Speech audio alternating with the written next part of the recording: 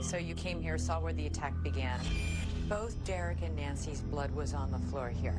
The first thing in your mind was... What kind of gang came in here and did this? Tonight on 2020, the brutal double murder of a successful husband and wife. Rumors of witchcraft, voodoo. But was it a gang or their very own daughter and her boyfriend on the run? They're both guilty of something. Otherwise, why would they leave? Here's something from Stuttgart, Bangkok. Luxembourg. Young lovers going on this crazy adventure. Life on the lam in London. Under assumed names, passing bad checks, but then it all came crashing down on them. 2 first-degree murder charges. Murder of their parents. Brought back to America in cuffs. Back it up.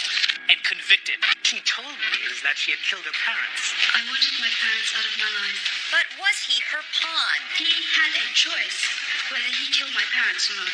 Did he actually kill for love or just confess to it? The bottom line in this case is that one of them is lying. Now, a new film and new evidence tonight, claiming he's innocent. You say that Jens confessed to a crime he didn't commit out of misguided love, loyalty, lust for Elizabeth Haysom. You have a guy who has only been with one woman in his life, and she turned out to be the devil. This evening, right here, he's speaking out. But if he didn't do it, who did? We know 2 guys did it. Somebody watching this show right now knows them. They walk among us. Good evening. I'm David Muir. And I'm Elizabeth Vargas, and this is 2020. Los Angeles, California, the Laemmle Royal Theater. It's opening night. The movie, right up Hollywood's alley. 2 obsessed lovers, a grisly murder, sex, and betrayal. My parents died because Jens and I were obsessed with each other. But it turns out in the genre of you can't make this up, Hollywood didn't. The movie, Killing for Love, is actually a documentary in theaters now. A deep dive into the real-life case of Jens Søring. Behind bars for nearly 32 years for a brutal crime he says he didn't commit. It's a natural human emotion to want somebody to blame. Jens's multi-decade crusade for freedom has now attracted a dream team of A-list supporters. I think That's screen legend Martin Sheen leading the Q&A at that LA screening. He could not possibly have been at the scene. There's also music mogul Jason Flom, the man responsible for launching Katy Perry's career. And a founding board member of the Innocence Project. He is somebody who could have and should have known better, and he was blinded by love. Even German Chancellor Angela Merkel has advocated for Jens's release, but his 2 strongest advocates, ironically, aren't high-profile celebrities or hotshot defense attorneys. They're police officers. As far as him physically killing these people, no, I don't think he did. One is an investigator who originally worked on the case. Show me. The other, a current sheriff, now reinvestigating it. If you break it down and look at what the evidence truly is, I don't feel like it would support a conviction if he was tried today. Jens's story begins in 1984 at the University of Virginia. He's 18 years old, the son of a German diplomat, a freshman and a Jefferson scholar with a full scholarship to UVA. We were in the same ECHL Scholars Program. The ECHL Scholars Program pulls the top 6% of each entering class. Amy Laemmle wrote an extensive investigative magazine article about the case. What was Jens like? He had the physique more of a boy than a man, and kind of baby fat. He had big, thick glasses that covered about half of his face. They said that most people really couldn't stand to be in a conversation with him because he just loved to argue. He was intellectually arrogant. I would say so. He was also, by his own admission, sexually inexperienced. Sexually, not only inexperienced, but, you know, a virgin, right? And he meets a girl, Elizabeth Haysom, who is one of the hottest girls on campus. She was apparently very bright as well, came from a very good family, and he falls head over heels in love with her. Elizabeth is 2 years older than Jens. Her father, Derek Haysom, was a Canadian steel mogul, and her mother, Nancy, the goddaughter of Lady Astor, a wealthy aristocrat and the first woman to take a seat in the British Parliament. But this power family seemed to have no power over their wild child daughter. Elizabeth ran away from boarding school in England and spent 5 months in Europe using drugs. Nevertheless, she presented well to her classmates at UVA. She had this great shock of blonde hair hanging down, and she was the opposite of who you think might end up with Jan Suring. People must have been a bit taken aback by her selection of him. Yes, very few people understood what was going on between those two. One thing apparently going on between the virginal freshman and his unlikely alluring companion was revealed in a series of X-rated letters they exchanged over several months. When you see and you read those love letters, you can sort of feel that there was a lot of, sexual tension. These are just some of the ones we can actually read on television. I love you. Je t'aime. I love you selfishly, and I love you with How you me. feel about a couple drinks back at my place? I want to be with you, around you, through you. But only months into their relationship, in March 1985, tragedy strikes. Derek W.R. Haysom and his wife Nancy were stabbed to death in their home. Elizabeth's parents are found brutally murdered inside their rural retirement home in Boonesboro, Virginia. It sort of sits on the border right there, Lynchburg and Bedford County. Just a very nice, quiet, wealthy community. The bodies were only discovered this afternoon at their home on Holcomb Rock Road. It was a very shocking crime. I've never seen anything like that before. Then rookie investigator Ricky Gardner is one of the first to arrive on the scene. This is your first real homicide, right? Yes, ma'am. Early, we were able to determine that this was not a burglary. Nothing appears to be missing. There's even Nancy Haysom's purse with money still in it. The Haysoms must have let whomever did this to them into the house because there was no sign of forced entry. But I'd never seen any human being that had been injured by another human being in that fashion. Overkill? Overkill. It was up close and personal. To me, it was like a slaughterhouse. Chuck Reed was a Bedford County investigator in 1985 and worked the case with Gardner for a year before leaving the sheriff's office. He took me inside the crime scene. You opened the door when you first came here. The first thing I saw was Derek Haysom's body was lying here with his head basically up against the corner of this fireplace. This corner here? Yes. Derek Haysom had been stabbed 36 times. Nancy, 6. Her body was found in the kitchen. Both were stabbed in the heart. Both nearly decapitated. If you step over and come in, this area right here is where all the blood was. And Where? the table just around in this area, where we smeared around in this area. And the first thing in your mind was, What kind of gang came in here and did this? There was concern because of the smearing blood initially that there was some sort of cult. And Witchcraft and voodoo fueled curiosity and the demand for answers. whodunit theories are rampant. Word that Derek Haysom upset workers in the steel business fuels rumors of a mafia-style hit. But a clue in a rental car agreement is about to change the direction of the case. You saw that and you thought, That's when we got to thinking, well, wait a minute. stay with us. Washington, D.C., it's the 1980s.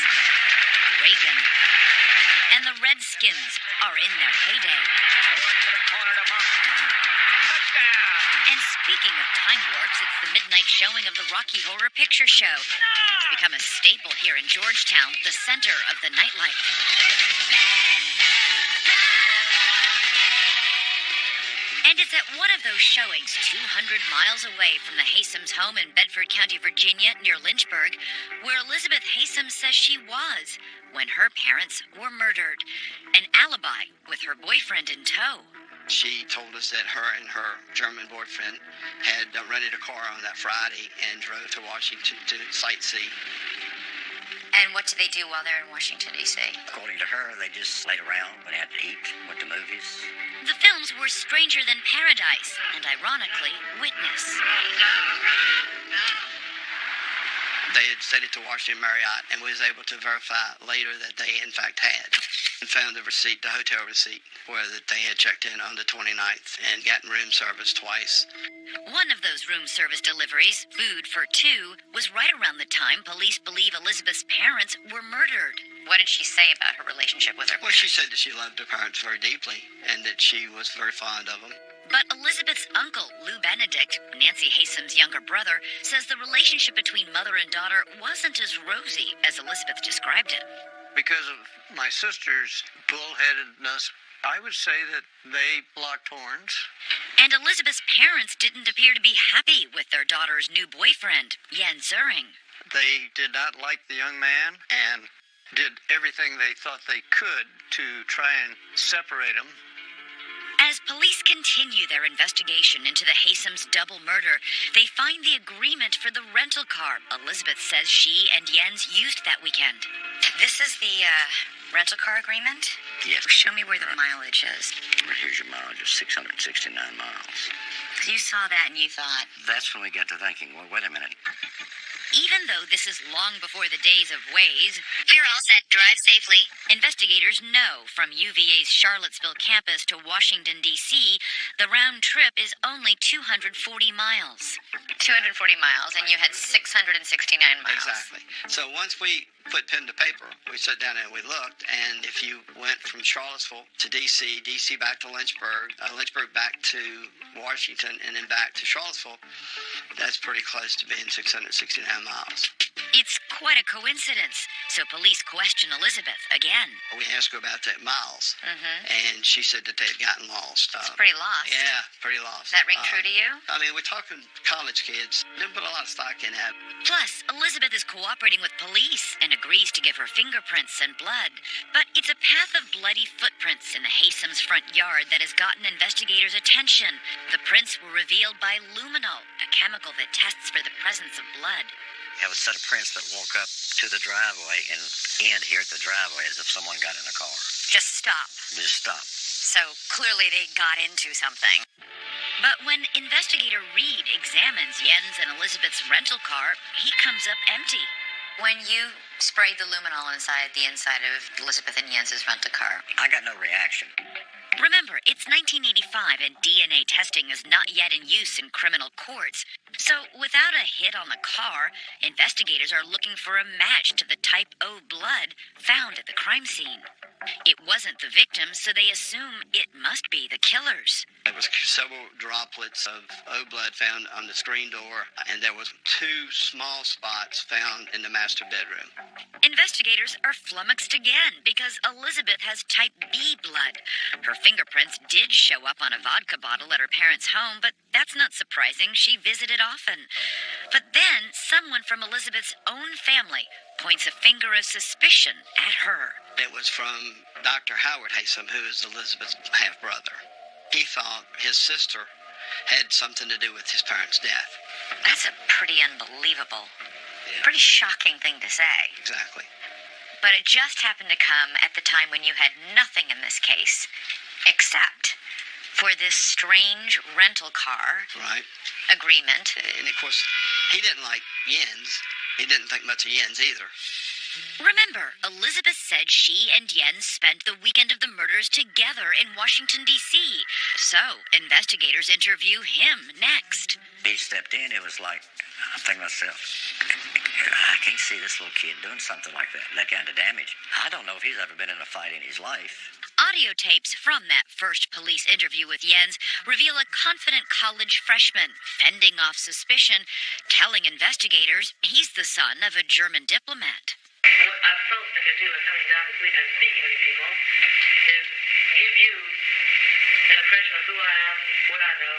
What was your impression? He was very sure of himself. I would talk to you again if you want me to, so that you will feel confident and secure in the knowledge that you don't have to bug me anymore. You and Detective Reed sort of played good cop, bad cop with him. We did. You were the bad cop. I was. When we asked him to give us his blood and his fingerprints, he was adamant. He said, I can't do that. Why not? His explanation was that if it got back to our State Department, that a German diplomat's son was a person of interest in a homicide or suspect in a homicide case, that his whole family would be deported. I said, look, Jens, I said, I'm 99% sure you're innocent of this thing. But I said, I just need that 1% to convince me that you are totally innocent. And that's when he decided, he said, okay, well, I'll call you on next week. As investigators wait to meet with Jens, the phone rings, but it's not who they expect. Dr. Howard Haysom called us, and I never will forget that phone call. He was upset, and he said, you've let them get away. Next. It has been 6 months since the heinous double murder of Derek and Nancy Haysom rocked the rural community of Bedford County, Virginia. There have been no arrests, but the Haysom's youngest daughter, Elizabeth Haysom, and her German boyfriend, Jens Zuring, are under suspicion. With limited evidence, police are left to wait for Jens to voluntarily give his fingerprints and blood. Jens says he'll go think about it, calls a few days later and says he will in fact submit. He said, I've been busy with a paper. I'll do it next Wednesday. I can't do it this week. But before the set appointment with Jens, a shocking setback. Dr. Howard Haysom called us, and I never will forget that phone call. He was upset, and he said, you've let them get away. And so they vanished. Into thin air. Into thin air. I said, well, apparently they're both guilty of something. Otherwise, why would they leave? Unbeknownst to Virginia investigators, the couple is 4,000 miles away in Europe, on their way on a jet-setting, globe-trotting journey vagabonding across the world, keeping a journal of their exploits, along with maps and receipts for their international ports of call. Okay, this is when they were traveling. Here's something from Stuttgart. Something from Luxembourg. Schilling. Oh, this is Bangkok. England. This is a map of Bangkok. Boy, they had quite the journey on the run, didn't they? They sure did. And let's picture these two young lovers going on this romantic, tense, crazy adventure to England. Life on the lam in London. Under assumed names, passing bad checks, but then it all came crashing down on them. Jens and Elizabeth's 6-month life on the lam ended in this London Marks & Spencer department store. On the 30th of April 1986, a young couple was seen by the store detective in Marks & Spencer's just across the road there, acting suspiciously. Terry Wright and Kenneth Beaver were detectives with the London Police Department. They were separated inside the store, and they both were seen to go to the counter and get refunds off previous purchases. A store detective alerts an off-duty officer who stops the young couple. They said their names was Christopher Platno and Tara Lucino. The off-duty officer arrests Jens and Elizabeth on suspicion they committed fraud. Their mugshots reveal their efforts to disguise themselves. His hair was tinted very slightly reddish, wasn't it? Yes, yes. She had dark hair, fairly short. I wanted to know where they were staying in London, and I wanted to know where their passports were. Jens then makes a decision, a fatal mistake, according to detectives, that will alter the course of his and Elizabeth's lives forever. He decided to tell us that he was staying at a place called At Home, which is like a small basement rental apartment in Gloucester Place, which is in the centre of London. As fate would have it, the London flat was just off Baker Street, the fictional home of Sherlock Holmes. This is exactly the same as the place that Jens brought us to, down some basement steps, a doorway on the right-hand side. Jens had a key on him. He opened the door and took us into what was a very, very small room. I noticed that on the bed there were some wigs, false moustaches, and I suddenly realised that Jens Zuring, all the time he'd been talking to us, was wearing a false moustache. I can remember Terry saying to Jens, OK, take it off. So Jens peeled off the moustache for us. But among the weary travellers' masks and veneers, detectives are about to uncover a bona fide bombshell. There was one suitcase in particular that was very large, and it was full of correspondence. Once he started going through the letters in the diaries, it opened up a can of worms. Those steamy letters they had written to each other, and a shared travel diary. Pages of entries would reveal clues to a macabre secret. That correspondence all now locked up in a Bedford County evidence room. These are all the letters and things that were found in their room in London, right? Right, and I believe this is going to be Elizabeth's diary. Mm-hmm. In it, Elizabeth writes passages incriminating herself and Jens. Jens wipes fingerprints from room, passport photos done. Parks at National Airport, satellite parking, wipes car. I'm thinking, why are they worried about fingerprints? It seemed to me like they were trying to hide something. She goes on to write, we were told the case is about to be solved. Perhaps fingerprints on coffee mug used by Jens in Bedford interview gave him away. Now, clearly, again, they were worried about fingerprints for some reason, and I wanted to know what that interview was. I went and got him a cup of coffee the day we interviewed him. I believe a styrofoam cup is all they had, so no fingerprints were gotten off of it. As detectives read on, they learn Elizabeth has been harboring a deep hatred for her parents. There was also letters that were talking about things like doing voodoo on their parents and I wish they would lie down and die. The Christmas letters were so biting and so full of hatred that Elizabeth wrote Jens. About her parents? About her parents and how much she despised them. And she talked about, should we get rid of them now or should we wait until we graduate and then do that? And the young couple's clumsy trail of breadcrumbs is about to lead right back to Bedford County, Virginia, because in yet another of the letters written by Jens, he mentions the name of 2 homicide detectives in the U.S. One of them referred to was actually addressed to Dear Officers Reed and Gardner. I found that particularly interesting because it actually referred to the death of her parents. Elementary, as Sherlock Holmes would say. I kept telling everybody that I thought I'd already decided I thought they'd done a murder. And I got the phone call. He said, this is Detective Constable Terry Wright calling from Richmond, England. He said, do you know Elizabeth Haslam or Jens Soring? Okay, now you have to be. And I'm going, yeah. Yeah, I do. And I said, can you tell me, are her parents dead? And he said, yeah, they're dead. He said, were they murdered? And I said, yes. And I said, I think you need to come over. We have the murderers incarcerated. Next, some court testimony that becomes must-see TV. I wanted my parents out of my life. When she appeared in court, everybody was riveted by what she had to say. Stay with us. There's Big Ben and Buckingham Palace. But in the summer of 1986, there's something else in Britain getting attention.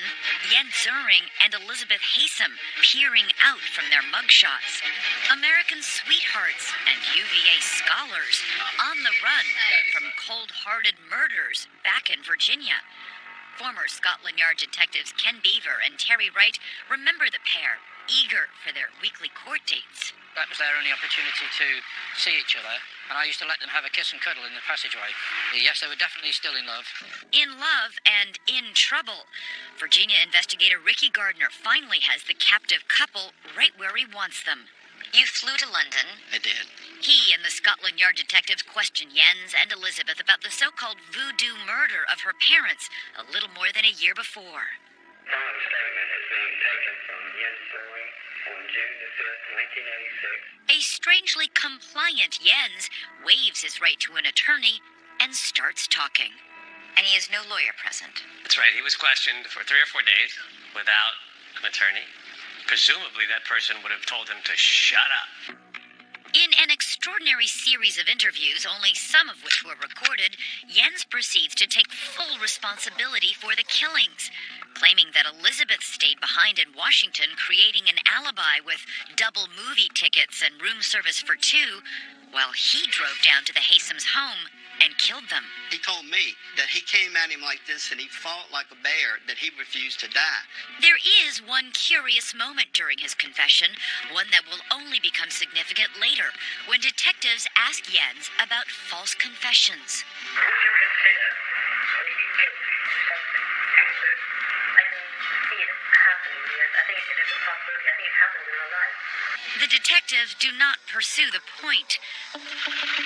In her interview, Elizabeth does Jens one better, adding incriminating details, telling the detectives Jens bought a knife before he left to go see her parents, and saying he returned covered in blood. Those stunning confessions were enough to get Jens and Elizabeth indicted for murder back in Virginia, even while they were still in London. Today, we presented indictments for murder. Nearly a full year passes before Elizabeth Haslam makes her dramatic return to the U.S., landing in the twilight of a May evening in Roanoke, her hair pulled back in a braid, her hands cuffed in front. The former University of Virginia student was extradited by British authorities. Pam Windsor was a local TV reporter at the time. Pam Windsor, News Center 13, Bedford. It's the stuff that TV movies are made of. I mean, the shock that she was involved, wanting to see what she says. It was a very big deal. Elizabeth pleads guilty as an accessory before the fact, Back it up. admitting she helped plan the murders, but insisting Jens is the one who carried them out. He had a choice. He had a 4-hour drive. No matter what I said to him before that, no matter what I had written to him in months before that, he had a choice whether he killed my parents or not. She is sentenced to 90 years in prison. Meanwhile, back in Britain, Jens is fighting extradition, hoping to be tried in Germany, where he faces a much lighter sentence. During this extradition proceeding, But it is a losing battle. In 1990, he is also returned to Virginia. the defendant, Mr. Soring, he comes behind him and he cuts left to right. Up until then, we'd only heard Elizabeth's version, and so now everybody wants to see what he looks like and hear his version. People pack the courtroom expecting drama, and Jens doesn't disappoint. In a stunning turnabout, he takes the stand to now swear he is innocent. Basically, Jens was in the position of saying, believe me now, don't believe that confession I gave a few years ago. We know, Elizabeth, that the most powerful form of evidence in a courtroom is a confession. Because an average person, a juror, Can't understand. why would you implicate yourself? Jens now says Elizabeth is the one who drove down to her parents' house and murdered them while he stayed behind in Washington.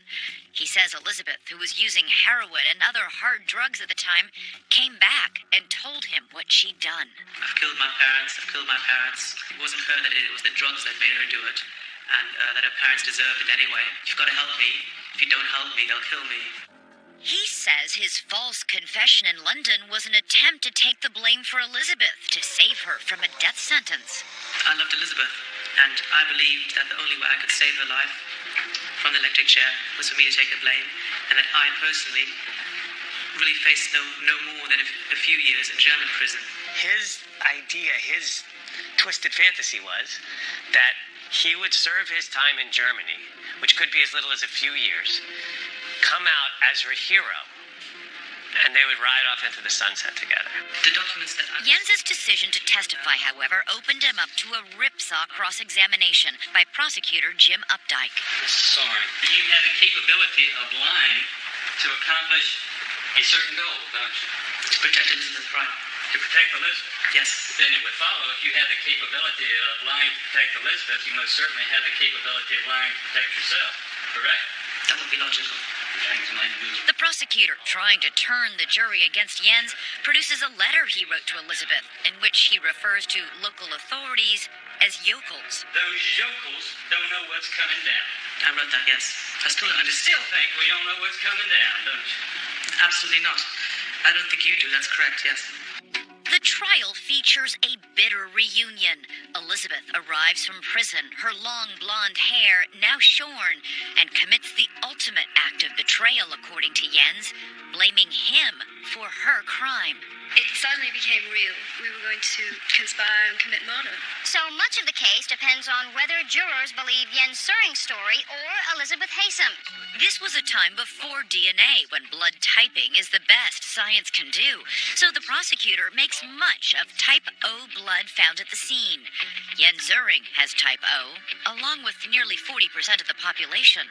The prosecutor also shows the jury a bloody sock print that he said matches Jens's foot. And you pull that out, and it matches, and it fits like a glove. At the end of his 3-week trial, the jury doesn't even need to sleep on it. We, the jury, found the defendant guilty of first-degree murder.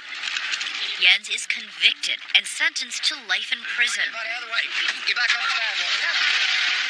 He has spent nearly every day since fighting to free himself. And now, Welcome to Richmond, ladies and gentlemen. July 2017, not long after the 27th anniversary of Jens Suring's conviction. Well. What's up, Sheriff? Good. It's Richard Hudson. Hey, how are you? Very nice pleasure. An unlikely team of volunteer Suring supporters meets in Richmond to review what they believe is important new information. When you look at his confession, it's not consistent at all with the crime scene. Chip Harding is a sheriff in Albemarle County, Virginia, moonlighting on the case along with private investigator Richard Hudson. And then there's Jason Flom, the multimillionaire music executive who, when he's not discovering multi-platinum artists, is giving a voice to the wrongfully convicted through the Innocence Project. It's very interesting and it's very sad that he's still in jail 30 years later. Oh, it's beyond sad. It's tragic when you have a guy who has only been with one woman in his life and she turned out to be the devil. But the battle lines are drawn because in Bedford County, the original investigator, Ricky Gardner, continues to believe Zuring is guilty. And he says, kill them. What is the physical evidence connecting Jens to this murder scene? The physical evidence. Well, we've got the sock impression that we found at the scene. Oh my God, let's talk about the sock print. How the hell can you convict somebody based on a sock print?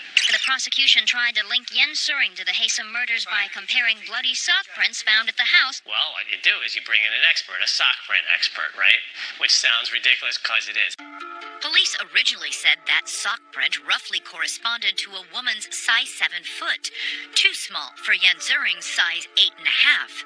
They also point to mistakes Jens made when he confessed. He told police Nancy Haysom was wearing blue jeans. She was not. She was dressed in a housecoat. What kind of sense does it make for him to give the wrong details? That doesn't add up. In a petition for a pardon, Jens says long after the trial he learned a significant piece of evidence had not been shared with his defense attorneys, an analysis of the crime by an FBI profiler. The FBI profiler was convinced of two things: that whoever killed Mr. and Mrs. Haysom was intimate with the family and was a woman. That's right. That's what he said.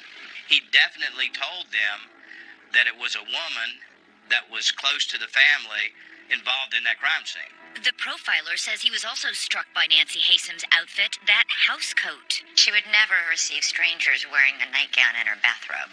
Exactly. Another thing, remember, Elizabeth and Jens's rental car had no trace of blood, even though there was a trail of bloody footprints leading towards the driveway. Which begs the question, there must have been another car. There has to have been another car. And we have a mechanic in that area stepping forward and saying, I know I didn't mention it 20 years ago, but actually... Tony Buchanan swears to me he serviced the car for Elizabeth Haysom in this lot just weeks after her parents were killed.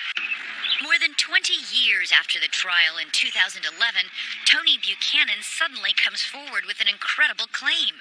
He says just weeks after the murders, Elizabeth Haysom and a man brought a car in for repair. Buchanan says he saw blood on the floor mats and took a closer look. When I looked over between the console and the seat, I seen the knife and it was full of blood. This kind of knife. He says at the time he assumed the blood and knife were connected to deer hunting. He says years later he saw a photo of Jens Zuring and says he realized that was not the man he had seen with Elizabeth and the bloody car. And I said, well, damn, that ain't the guy who was in the shop. I said, somebody else is involved in this case, because somebody else than this guy. This guy was not in my shop. Tony Buchanan has no credibility. Ricky Gardner questions why Buchanan waited so long to come forward. Elizabeth, in 1985, this case was on front page news every day. Every day. Come on. He's not credible. In his pardon petition, Jens says the strongest proof of his innocence is revealed by modern DNA testing of the old evidence from the Haysom house. An expert working for Jens says the results are astonishing. There is no trace of Jens at the crime scene. There was no way that Jens Zuring could contribute to those samples. Experts on Zuring's team say some of the crime scene samples contained DNA not from Jens, but from two strangers. It looks like there's at least 1 to 2 unidentified males at that crime scene. That has Jason Flom and some others more convinced than ever that Elizabeth Haysom is the real killer and that she had accomplices. What actually must have happened is that she went to the house with two males and that things, took a very, very bad turn from there. And now the DNA backs that up. But a DNA expert 2020 consulted questions whether the results about two strangers are really that conclusive. Professor Dan Crane says it's possible the DNA is actually from one of the victims, Derek Haysom. There's no indication that Jens Soring was present at the crime scene, but I think we can also say that there's no affirmative indication of anybody other than the victims being present at the crime scene as well. Jens's supporters stand by their expert's interpretation. We know two guys did it, and unless they've died since then, they're out there.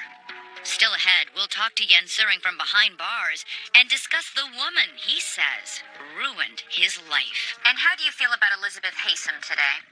Stay with us. Jens Soring was 18 years old when the crimes that sent him to prison were committed. He is now 51. His former sweetheart, Elizabeth Haysom, 20 at the time her parents were murdered, is now 53. In recent years, the Virginia prison authorities have put an end to all on-camera interviews, so we spoke to Jens by phone in August, a week after his birthday. I've spent 31 years in here, 32 birthdays, but I think maybe the end is now finally in sight. And just for the record, did you kill Derek and Nancy Haysom? Absolutely not. And how do you feel about Elizabeth Haysom today? Honestly, I really try not to think about her. I'm trying to look towards the future. I'm trying to stay positive. And getting mad at people, that doesn't get me anything. Some will never be convinced that Jens Soring isn't right where he belongs. Do you have any doubt in your minds that Jens Soring committed those murders? No doubt in my mind at all.